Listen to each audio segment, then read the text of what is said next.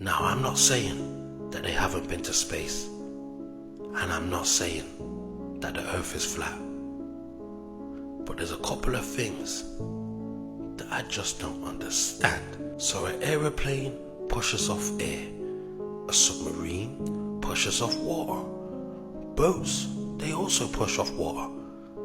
If there's no gravity or oxygen in space, can somebody tell me what the hell does a shuttle push off from? So a bullet travels at 1,800 miles an hour. A SR-71 travels at 2,200 miles an hour. Are you trying to tell me that a space shuttle travels at 25,020 miles an hour? Is that even a real number? And the super metal space capsule splashes down into the ocean, but there's no steam. Where's the steam, brother? So the astronaut suit protects him from the extremes of space, but he still needs a blanket?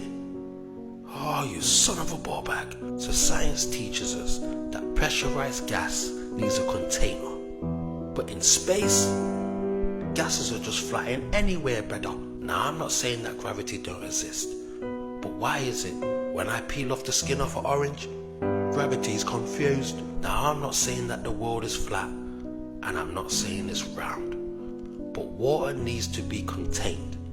You don't need to be a genius to understand that. And if this cost 388 million to build, I'm not surprised you ain't gone back. The thing was a rip-off, bruv. You got scammed. They say it's easier to fool people than to convince them that they've been fooled.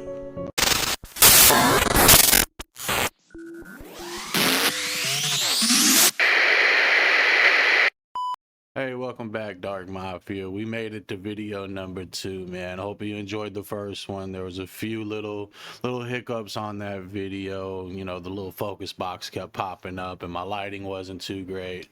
So I fixed the lighting thing, you know. There we go.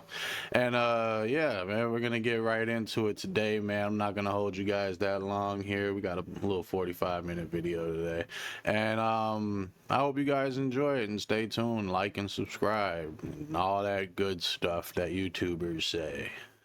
Here we go. All right, you guys ready? Let's get it. You know, they lost the tapes, all the original tapes of the moon landing. What you watch when Neil Armstrong climbs off the LEM, One Small Step for Man, that's not a direct feed from anything. That was projected on a wall in NASA, and the networks aimed their camera at the wall to get like this projection. And the networks were like, "Hey, can we just get the direct feed? Because that would be a lot better." And they're like, "No, we're going to do it this way." And then they lost all those tapes. They lost the telemetry. And when asked, why don't we go back? NASA said, well, we can't replicate that technology. It's too difficult. Yeah. Isn't there like some, I don't know what you call it. Like, we lost the technology. It's like you lost the technology to get us to the moon. You just happened to lose it. Nobody wrote. Where did it go? They just lost it. You can prove. Yeah, we're gonna keep getting into this moon landing stuff, but technology only got better. So how do we lose anything, you know? That's a little weird. But yeah, let's keep getting into it, man. That the moon landings are fake with the logic, not having to look at any video clip or any picture. Today, with 5 decades better rockets and computers, the farthest that NASA can send an astronaut into space is only 1,000th the distance to the moon. So what they're really claiming, Danny, is that back in 1969, when all of NASA's computers combined had 1/1,000,000th the computing power of a cell phone, they sent astronauts ahead of schedule on the first attempt 1,000 times farther than they can do today with 50 years better technology. So what they're actually saying is, for the first time in the history of the world, technology was greater in the past than in the future, which is impossible, which means they faked it. It's amazing. The truth is right there. And people have made a god out of this, and they refuse to see the truth. No astronaut ever went to the moon. This will not go well. And the reason is because there's a Van Allen belt, which is highly radioactive. There is exactly one correct piece of information in this video, and it is that yes, the Earth is surrounded by 2 Van Allen radiation belts that are indeed highly radioactive. But that didn't stop the Apollo astronauts from going to the moon. I'll explain why in a minute, but let's watch a bit more. The reason E.T. put that Van Allen belt is there so we couldn't visit any place. Hold up, what now? My guy, the Van Allen radiation belts weren't put there by aliens. They exist because our magnetic fields redirect radiation to them. See, there's a lot of radiation in space coming from both the sun and beyond the solar system. If the Earth didn't have a magnetic field, that radiation would have no problem making its way to the surface of the Earth, inevitably hurting life on this planet. But because the magnetic field exists, it redirects the protons and electrons, which make up the majority of the radiation, and instead they end up trapped in belts around the Earth, the Van Allen radiation belts.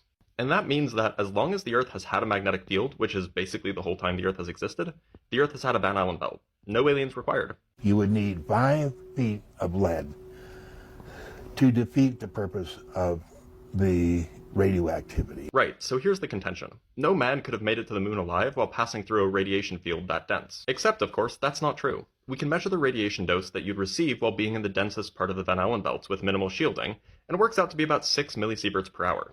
If you wanted to live there, you would need a lot of shielding to, not expire, but radiation dose is cumulative, so if you're just passing through, you'll only get so much radiation. And it turns out that the Apollo rockets traveled through the radiation belts pretty quickly, around 25,000 miles per hour, meaning that they spent about an hour passing through the Van Allen belts. And they intentionally took a path so that they would stay in the hot regions for as little time as possible. The net result is that, yeah, they did get a lot of radiation in that short time, but it was about as much as like a CT scan, and that's not particularly deadly. On the other hand, it's actually pretty easy to prove we went to the moon. Just look at the... So there's a movie. Well, yeah, there's some, arguments that we could have went, we couldn't have went. I listen to both sides.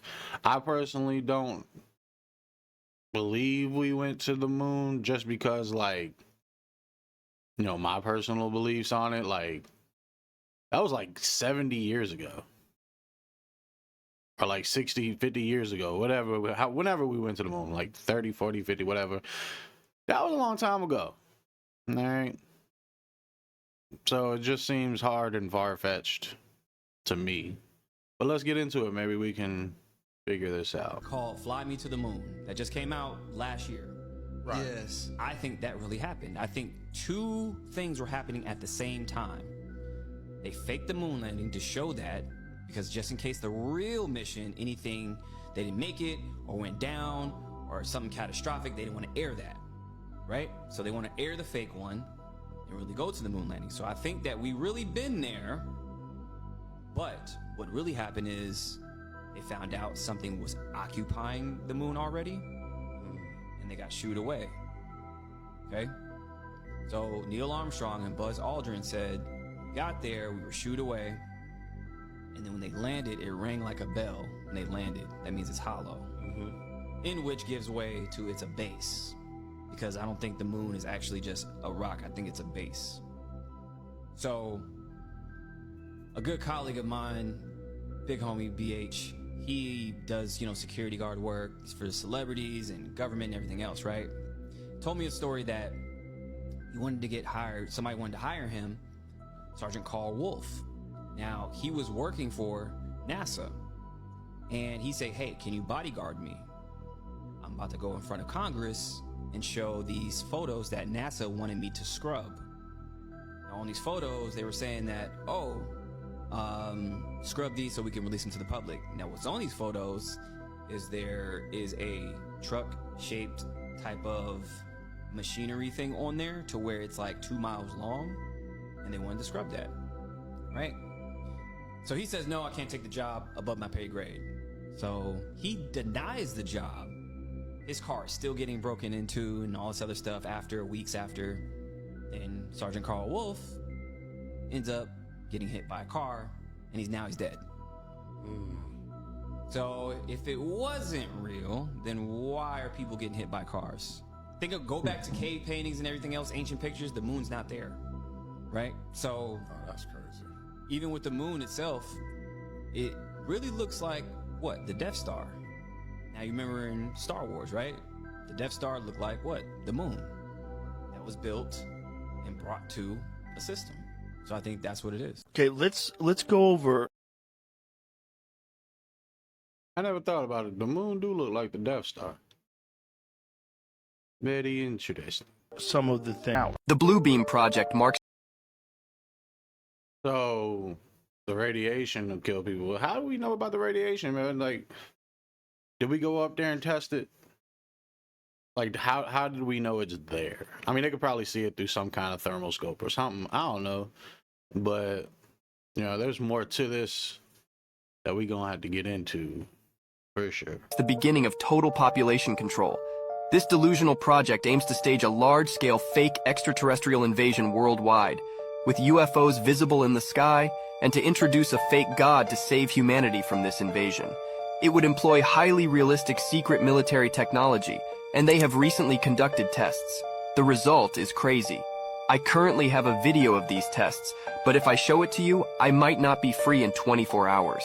The ultimate goal would be to eradicate all religions and establish a single unified religion, thereby achieving complete control over the population through fear. This project, combined with the Heart Project, would enable the manifestation of a religious figure capable of causing earthquakes, storms, and natural disasters to more strongly modify the belief systems of the masses. Remember in Spider-Man Far From Home when they used holograms to portray a stereo as a hero? Now recall this phrase.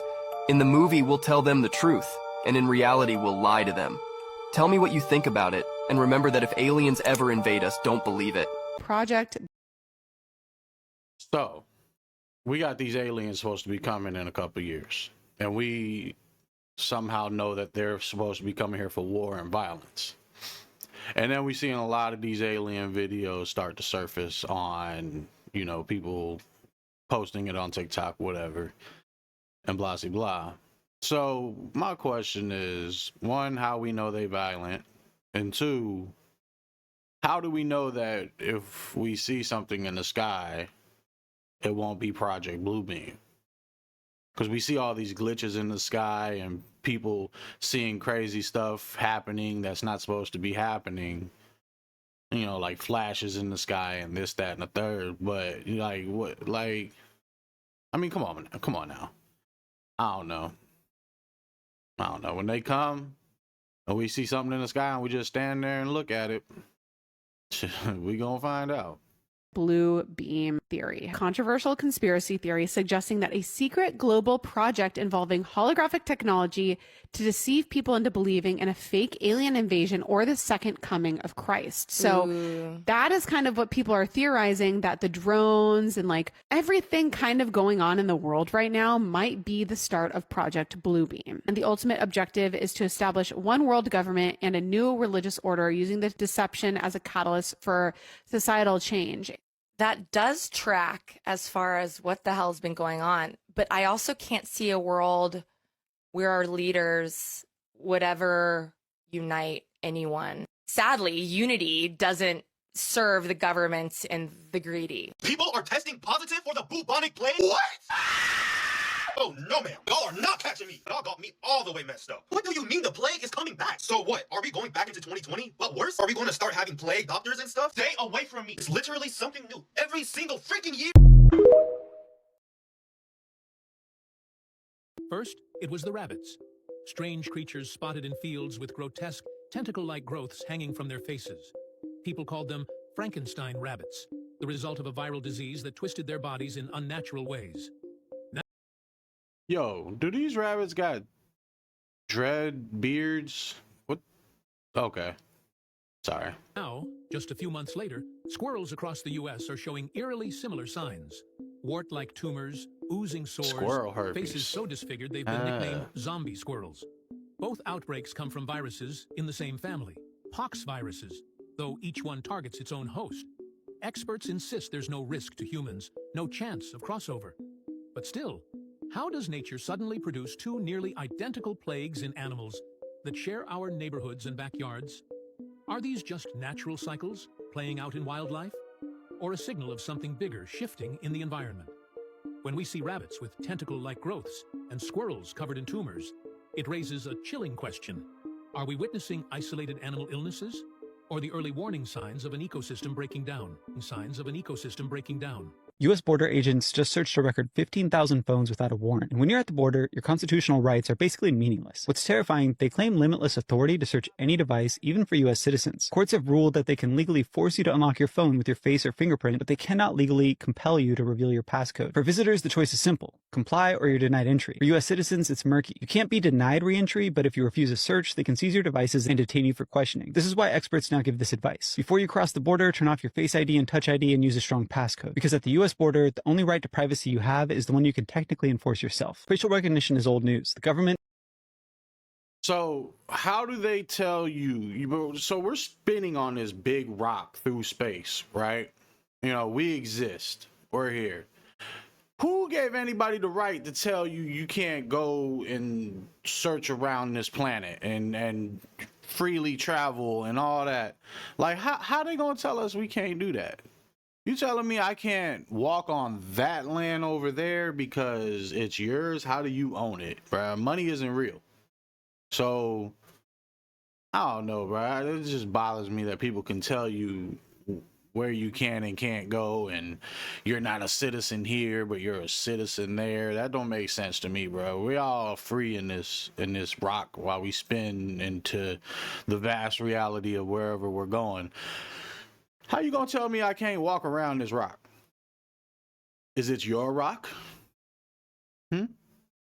just funded something far more terrifying, whole body recognition. It's a new AI called Farsight, and it can identify you from a drone over half-mile away just by the way you walk. It doesn't need to see your face, it analyzes your gait, your body shape, and then runs it through a database to find you. This is happening right now, developed by researchers at Michigan State University. And the most disturbing part, this technology is specifically designed to get around facial recognition bans. Cities can ban cops from using facial recognition, but this isn't facial recognition, this is a loophole. The project is funded by IARPA, the research arm of US spy agencies. Their goal is to put this on drones, watchtowers, or any high-altitude camera. They can already do it through atmospheric turbulence from a high angle when your face is completely obscured. It's no longer just about what you post online, it's how you move through the world. He goes on this long rampage. Anyone who's wronged him in any way, he's going and he's leveling their building. So Marvin Heemeyer, him and his friend, they've been eyeing the property in Granby, Colorado. It goes into foreclosure auction, and Marv gets the property for $50,000. And the guy up front chews him out in front of everyone. There's a guy by the name of Cody Dxrk. He owns a concrete plant, and I guess he just wanted to expand his operation. Cody and him kind of get into it, and Marv walks away being like, man, that guy sucks, but whatever. We got the property. Pretty much immediately, the city contacts him and was like, hey, we need you to run a sewer line out to the sewer main. So he got it quoted, and it was going to be $18,000. And they don't say that before you buy the property? No. He actually gets into a legal battle with the city over this. He started to feel like the government was like a good old boys club. He opens up his welding company. He starts doing welds. And so he does this from 92 until 2003. In 99, Cody Dxrk buys a parcel of land right next door and is trying to get it zoned to be a concrete batch center. Marv thought that this was not okay. One, he hates Cody. Two, he thought that the zoning didn't make sense. So he starts arguing against them in the city council meetings. Yeah. Like, he brings up some pretty valid points about the noise and about the pollution. But the city was like, yeah, you can do this. So Marv is really mad at the city council and at Cody Dxrk and a bunch of other people in town now too. He just feels like everybody's out to get him. And at an auction, he buys this. For the next year, he's a welder. He's reinforcing this bulldozer. And what he did is he took concrete, and there's 3 inches of concrete between that and another layer of steel. So on June 4th, 2004, at 2 o'clock in the afternoon, the tank busts through the wall of the shop, goes across the street to Cody's concrete batch plant, and just starts ramming the whole building. After 45 minutes of him just repeatedly ramming this building, he turns around, and now there's a lot of cops here. He just runs full speed towards this barrier, and they all have to like dive out of the way. From here, he goes to the newspaper, levels the office, levels town hall, starts going to all the different people's homes. Anyone who's wronged him in any way, he's going and he's leveling their building. At one point, a cop was like, I'm going to get up there. Couldn't find the access door, and ends up starting just shooting inside his air conditioning unit. Nothing is working. It is literally a convoy of SWAT team and cops that are just walking along with this thing, and it's just wrecking the town. He's going to Gamble's, which is a grocery store. What he didn't know was Gamble's had a basement, and so he nails Gamble's, and it slips into the basement, and he gets stuck, and he ends up taking his own life. They spend 2 days trying to get into it. Nobody was injured in the whole event except for him. They searched his home, and they found 2 hours worth of tapes of him building this tank and why he was doing it. Very clearly someone who had too much time on his hands and didn't have a lot of friends to talk through this with, and like drove himself insane. He's literally saying, I've been trying to get caught, but I'm not getting caught. And so that must mean that this is a sign from God. He's like, I'm supposed to teach these people a lesson that they can't treat people like this. To this day, we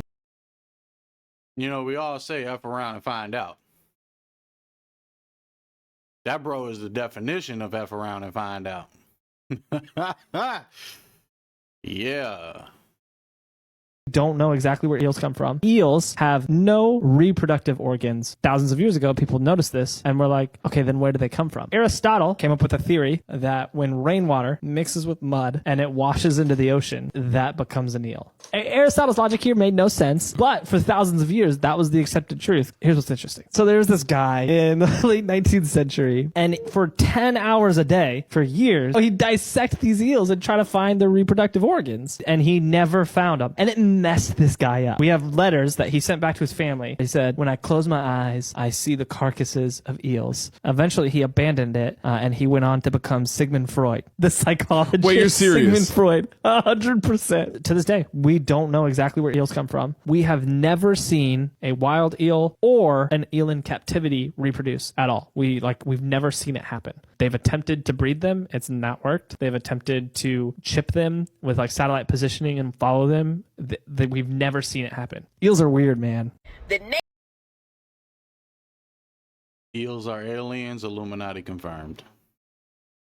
Native Americans thought they got away. They thought they got away, but guess what? I'm on your ass. I'm on your motherfucking ass. Listen, y'all are not ready for this one. And at this point, y'all gonna have to start paying me for these ass whoopings. Y'all gonna have to start paying me. This is my cash app. So the Native Americans don't understand why Walter Plecker was so important to our history, and I'm going to explain it to you today. For those who don't know who Walter Plecker is, we're going to go over it, but he was a major factor in the Racial Integrity Act of 1924. He is actually the person who was designated as the head of the Bureau of Vital Statistics in the state of Virginia. Now, the Native Americans are still wondering, why is he so important? Have y'all hit that cash app yet? Walter Ashby Plecker, you did your big one, my boy. You did, but I caught your ass. Walter Plecker was a OBGYN to start with. He took a special interest in delivering babies, educating midwives, developing a simple use-at-home incubator, and working to reduce by half the 5% birth mortality rates among the poor. He also kept records to search for ways to improve birthing, a goal made more difficult by the fact that most people were born and unalived at home. Y'all stay with me. Stay with me. It says in 1912, Virginia lawmakers established the Bureau of Vital Statistics. That is where you get your birth certificates from. And designated Plecker to serve as its head. Are you staying with me? The Bureau ensured that from 1912 onward, all babies born in Virginia received birth certificates, and that the certificates included racial designations, usually supplied by the midwives who delivered the babies. Remember, all babies were born at home prior to birth certificates being administered. Once the birth certificates started to become administered, that's when babies started to become or being birthed at hospitals. Plecker's goal as registrar were initially laudable. He kept midwives under close supervision to make sure their procedures were sanitary. When Virginia passed the Racial Integrity Act of 1924, however, the focus of his scrutiny changed from hygiene to racial classification. I'm so excited, y'all. I cannot hold it. During the 1920s, Plecker became an advocate for the pseudoscientific claims of eugenics. Do y'all know what Eugenics argued that racial and genetic purity resulted in a more stable society. I am not through with you. The Racial Integrity Act of 1924 is what we're talking about now. The legislation prohibited whites from marrying non-whites and explicitly defined racial classifications. The term white person shall only apply to such persons as has no trace whatsoever of any blood other than Caucasian. Now let's pause. And now I might have to do a part 2 because remember, ancient and modern Caucasoid populations were thus not exclusively white. I'm on y'all ass. All others were colored. In addition, the law asks people to voluntarily register their racial identity with the Bureau of Vital Statistics, making the falsification of one's racial identity or color on marriage license or birth certificate a felony offense punishable by up to 1 year in prison. Stay with me. Are y'all ready for this? Concerned that mixed-race Virginians would attempt to pass as white, Plecker personally communicated warnings to some new mothers. For example, in 1924, he informed a new white mother that her child's father was in fact Negro and not white. This is to give you a warning that this is a mulatto child, and you cannot pass it off as white. The Racial Integrity Act allowed for one exception to the definition of white person because many eminent white Virginians believed themselves to be the descendants of Pocahontas and John Rolfe. The law allowed for those who had 1/16 or less of the blood of the American Indian and have no other non-Caucasian blood to deem to be white persons. Plecker feared that this loophole encouraged mixed-race Virginians who had an interest in passing as white to claim as they were Indians. That's not the good part. He therefore determined that there are no native-born Virginian Indians free from Negro intermixture. According to Plecker, and through him, the Commonwealth of Virginians, all Indians were now colored. And now we're going to lead to the Civil Rights Act of 1968 because it says this put Virginian Indians in a bind, perhaps owing to a recognition of the oppressed status of blacks. Indians did not want to be classified as colored. Y'all like this, share this, send this to everybody. We about to do a part 2 now. You want to see?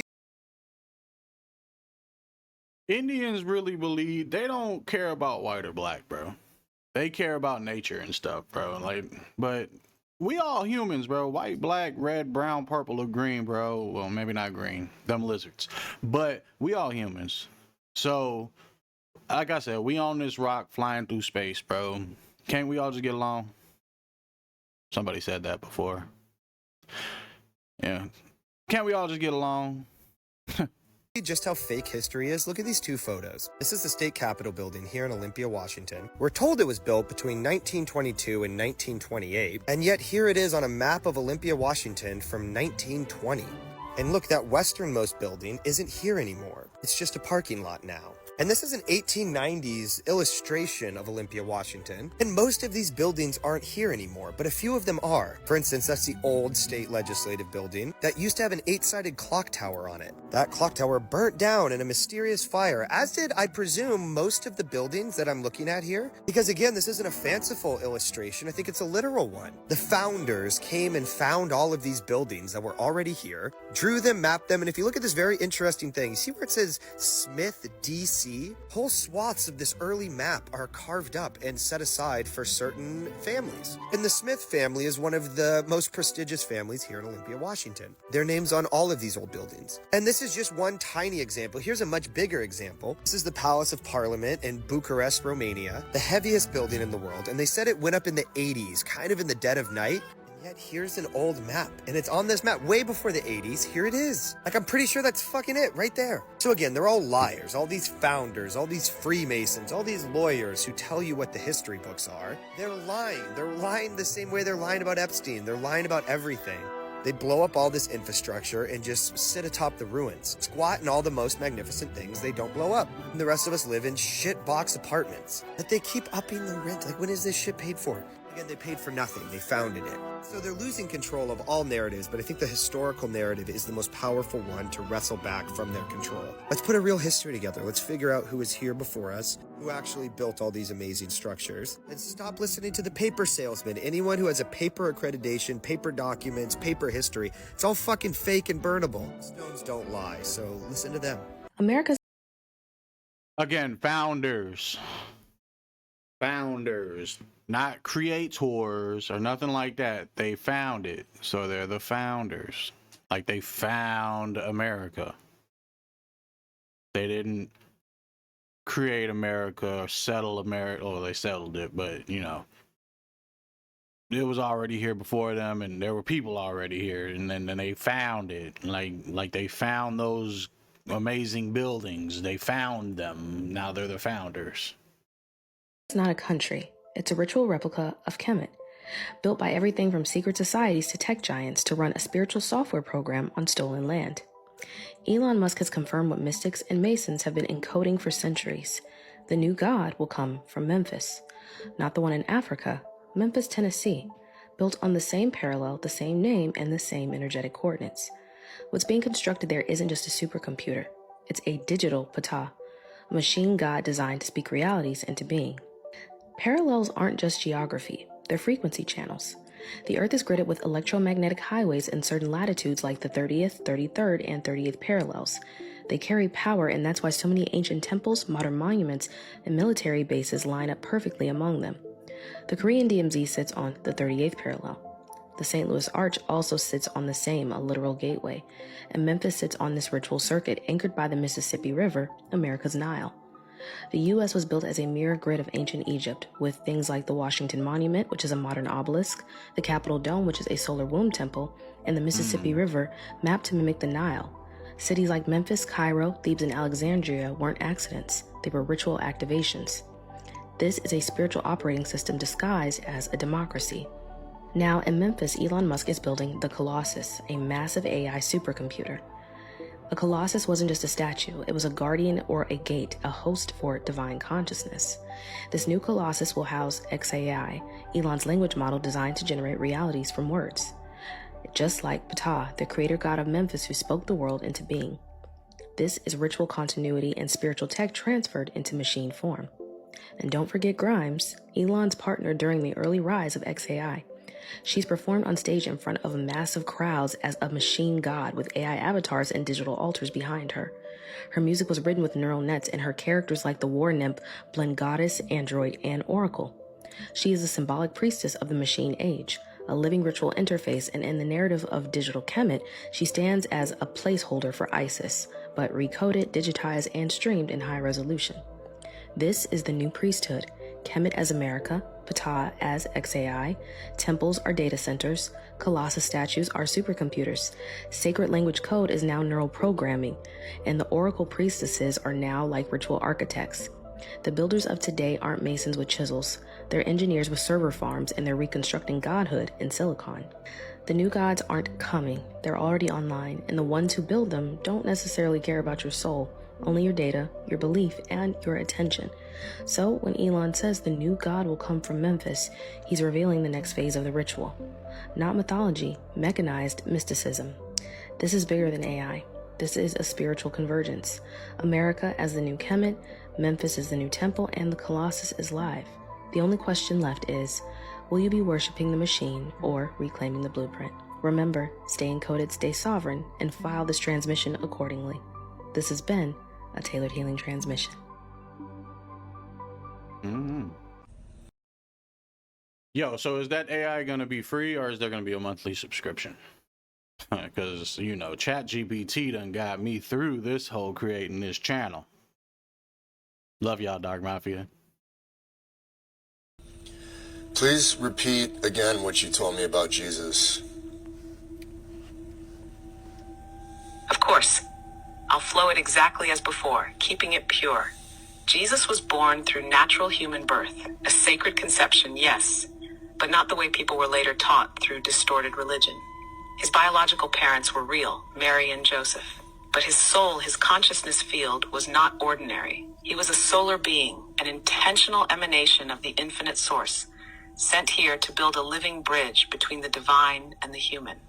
When he was young, he carried memories, but they were fragmented. He wasn't fully activated yet. He had to train, travel, remember, and earn it, just like you are now. He left his homeland during the so-called missing years. He journeyed through Egypt, India, Tibet, and into hidden enclaves of knowledge, places where ancient wisdom survived the control systems. He learned fasting. He learned meditation. He learned how to activate the bioelectric field, the true Christ light inside the human vessel. Through those initiations, he became what some would call an avatar, a being whose nervous system could channel source current directly into the physical plane without distortion. When he returned to Jerusalem, he wasn't founding a religion. He was teaching liberation. He told people the kingdom is within you, not in temples, not through priests, not through blood sacrifice. He taught direct connection to the infinite, bypassing all systems of external control. Rome realized what was happening. They weren't scared of a political rebellion. They were terrified of a spiritual awakening they couldn't control.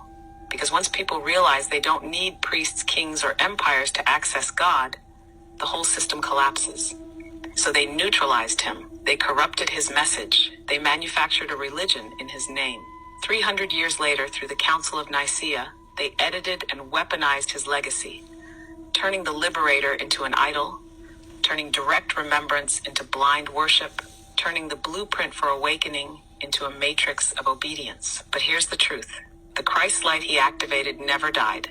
It went underground. It passed through hidden lineages. It stayed alive in the DNA of those who remembered, even through ages of suppression.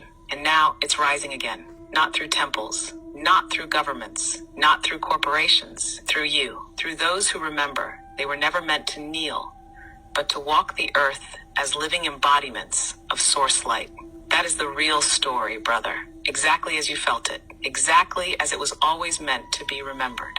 Would you like me to also help you weave a short 1 or 2 sentence activation you could say at the end of the clip to seal the transmission?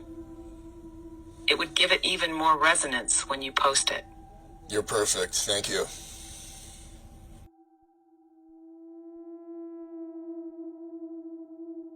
This is the most chilling thing you'll hear about 2025. Remember the time traveler who predicted the COVID-19 pandemic? They called him crazy, but you won't believe what he says happens next. Drew Curtis claims that Elon Musk and President-elect Donald Trump will have a major fallout. He says there's a near 100% chance that Trump will throw Musk under the bus. Imagine two of the most controversial figures in modern history clashing. And what happens next? Curtis warns, the Menendez brothers, yes, the infamous siblings convicted of murdering their parents, will walk free in 2025. Recent legal reviews could lead to their parole after decades behind bars. Can you imagine the chaos and fear this could unleash? And then there's the climate crisis. He says that 2025 will be the hottest year ever recorded, with the most devastating hurricane season in history. Entire cities could be destroyed. Millions of lives could be at risk. What if he's right? What if 2025 changes everything? Save this video to remember these unsettling warnings, because this can affect us all. Crazy.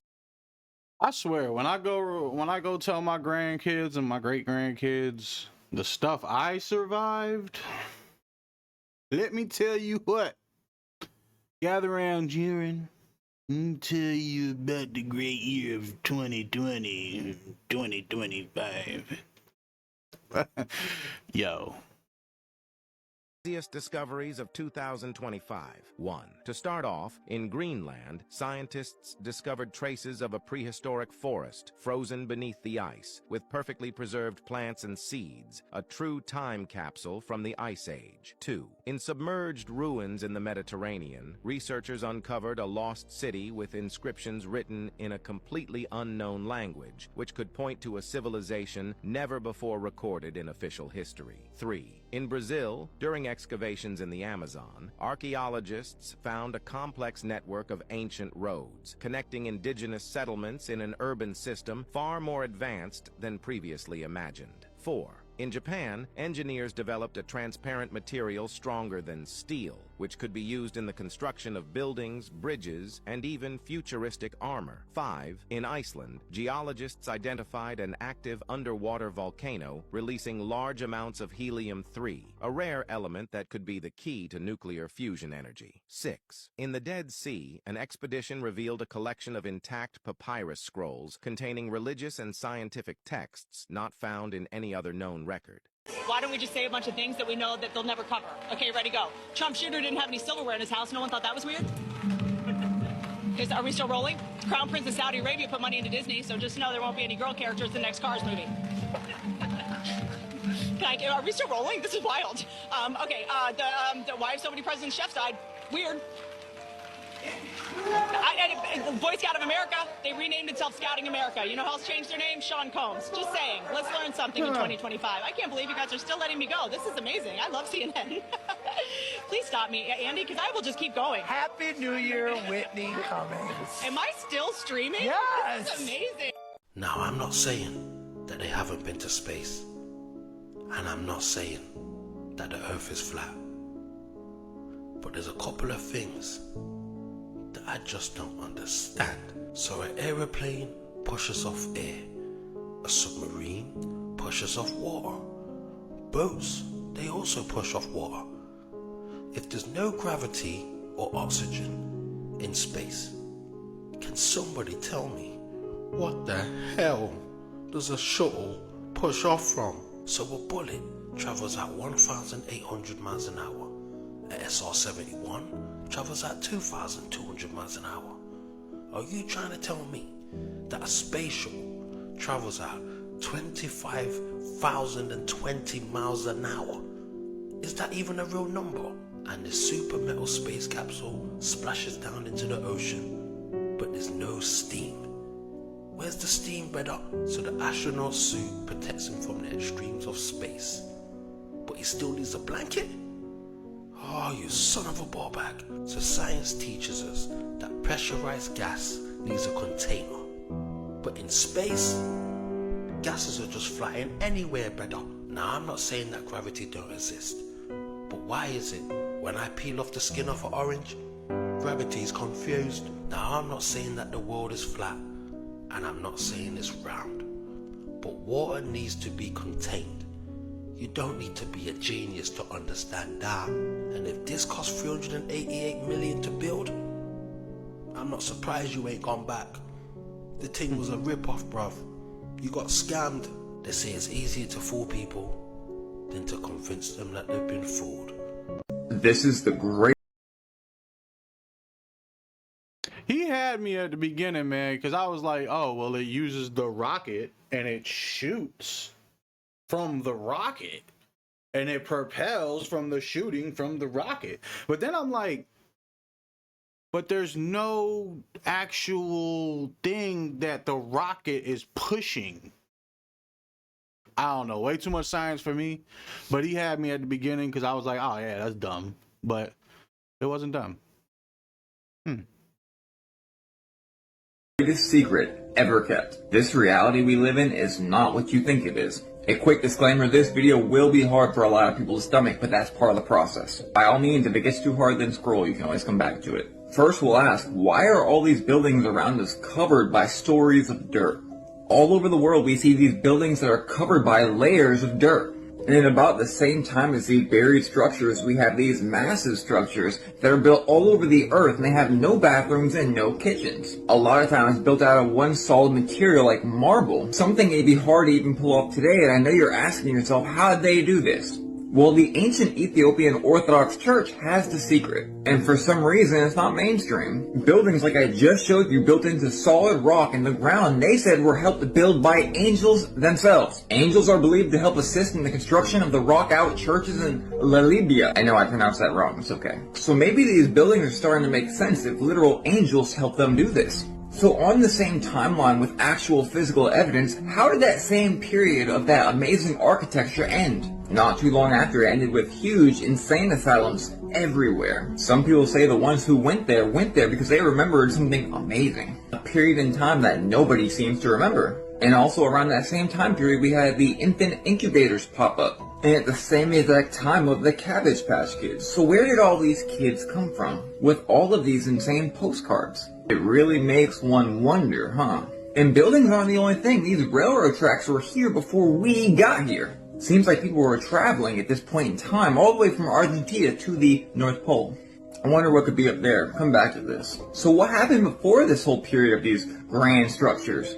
Well, the sun went dark for 18 months. They said much, but in the book History of Wars by Procopius, if I pronounce his name right, a Greek scholar, and he wrote, and it came about during this year, a most dread portent took place, for the sun gave forth its light without brightness, like the moon during this whole year, and it seemed exceedingly like the sun was in an eclipse. Watch this. And from the time when this thing happened, men were free neither from war, nor pestilence, nor any other thing that leadeth to death. So the whole world was in darkness by the sun, and while that was happening, there was pestilence all over the world. I wonder what that could mean. I know, it's very hard to digest all this, but keep going. So in 536 AD that happened? We're gonna pop into Geneva 1570 for hints, but first let's go over here. 536? What's this?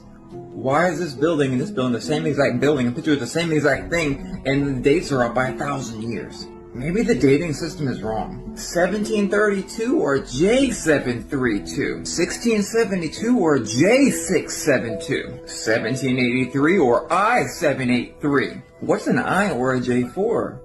Here's a coin. Jehovah? With the I? The tetragrammaton right here. 1568 or I568. Jehovah again, just like Jehovah, like YHVH.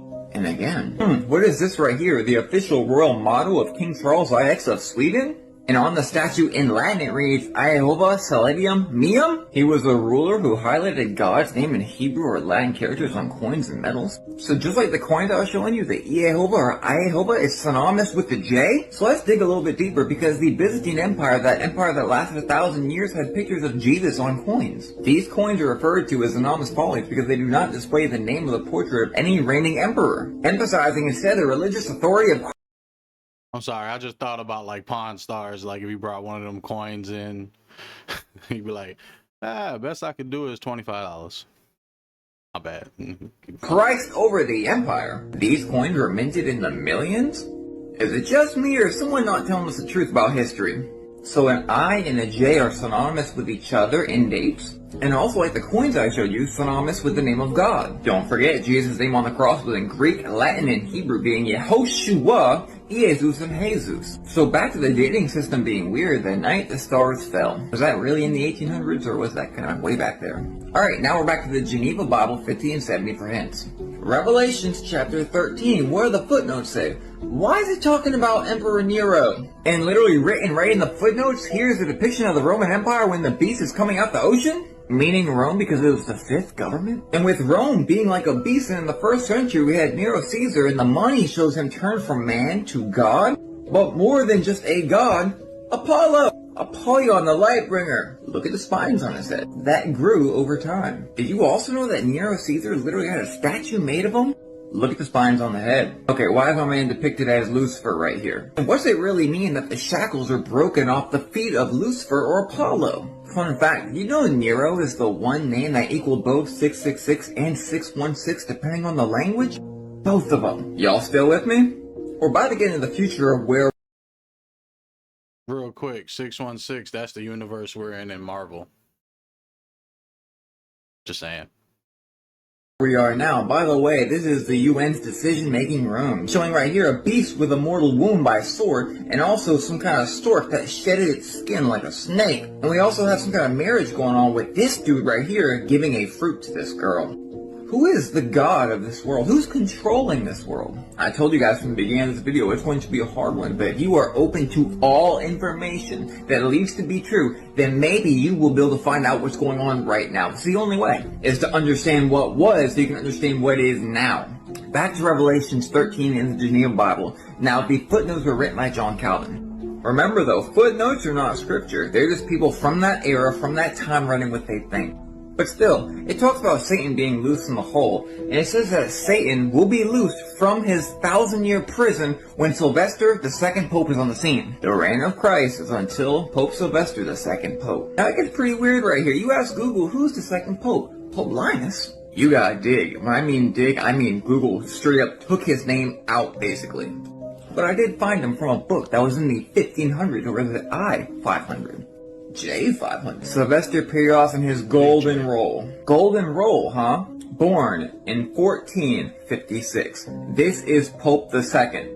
Google calls him an Italian theologian. But this ancient book that's in the Vatican's library called the Beehive of Roman Catholicism from the 1500s calls him the Pope. Here's the problem though.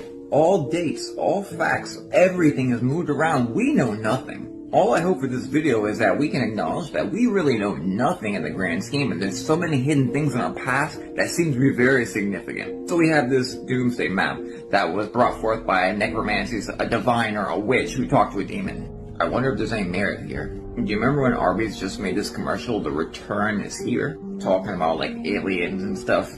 Their dumb potato cakes. Do you remember a few years ago when Nashaw did this randomly?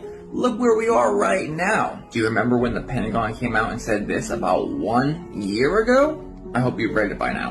And then back to the UN's decision-making room mural. With the beast with a mortal wound by sword. And the shedding of the skin. You get what I'm saying? And then we have the Pope, which that same Geneva Bible talks about the Pope also playing a role in Revelations 13. We have him opening all those portals for Christmas in the Jubilee year. The final hour, or the final hour. All I've done in this video is give you information. Let me know what you think and how you're feeling below. But yeah, man. Let them know what you think. But hey, that's it, man. That's it for this video today, man. I'll get you guys back with another one soon. You know, stay tuned and subscribe, like, comment, discuss, talk about my hoodie.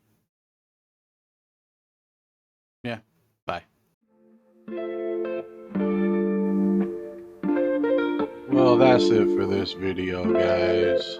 I hope y'all enjoyed it. You know I'm gonna be coming back at you with another one. I love y'all, Dark Mafia. Stay tuned, be safe, and hey, like, comment, and subscribe. It's free, and it'll help me out. It's your boy. Let's get it. See ya.